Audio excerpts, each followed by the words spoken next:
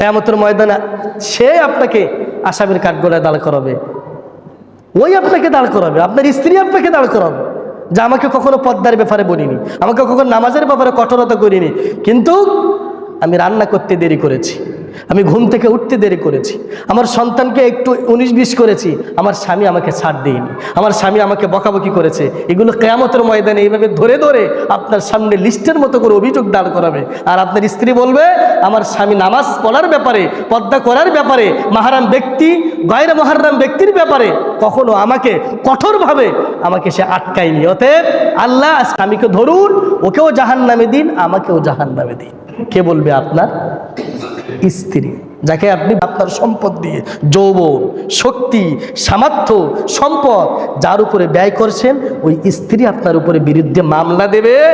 এটা সূরা তাগাবুন, ইয়া আইয়ুহাল্লাযীনা আমানু ইন্না মিন আজওয়াজিকুম ওয়া আওলাদিকুম আদুওয়াল লাকুম ফাহযারুহুম। আদুওয়াল লাকুম মানে শত্রু। আপনার সন্তান, আপনার স্ত্রী।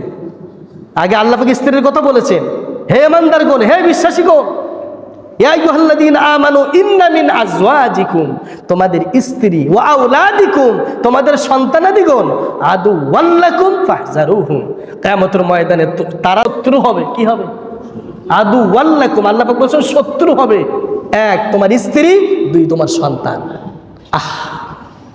কি কথা বললেছেন আল্লাহ পাক কোরআন। এগুলো যখন পড়া হয়, এর তাফসীর যখন পড়া হয়, গায়ের পশমগুলো খাড়া দেয়। আপনার শত্রু হবে, এটা কি ভাবা যায়? অর্থাৎ আপনার দায়িত্ব আপনাকে পালন করতে হবে। এই জন্য দিনী শিক্ষায় শিক্ষিত করা রাসূল কারীম সাল্লাল্লাহু আলাইহি ওয়াসাল্লাম বলেছেন। 15 নম্বর স্বামীর দায়িত্ব হলো স্ত্রীকে পর্দায় রাখা এবং স্ত্রীর নিকট পর্দা প্রথার সার্বিক গুরুত্ব তুলে ধরা। এটা আপনার উপরে ফরজ দায়িত্ব, স্ত্রীকে পর্দায় রাখা এবং পর্দা করানোর জন্য যা যা করা দরকার তার গুরুত্ব আপনাকে তার সাথে উপস্থাপন করা, প্রেজেন্ট করা, তুলে ধরা, যাতে সে বিপর্দায় না চলে। এটা ফরজ, স্বামীর উপরে দায়িত্ব, এটা আল্লাহ পাক দিয়েছেন আপনার উপরে দায়িত্ব। অতএব স্বামীর উপরে আরেকটি দায়িত্ব হলো স্ত্রীকে কি রাখা?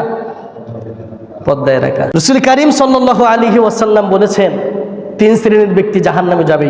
কয় শ্রেণীর ব্যক্তি? 3 শ্রেণীর ব্যক্তি।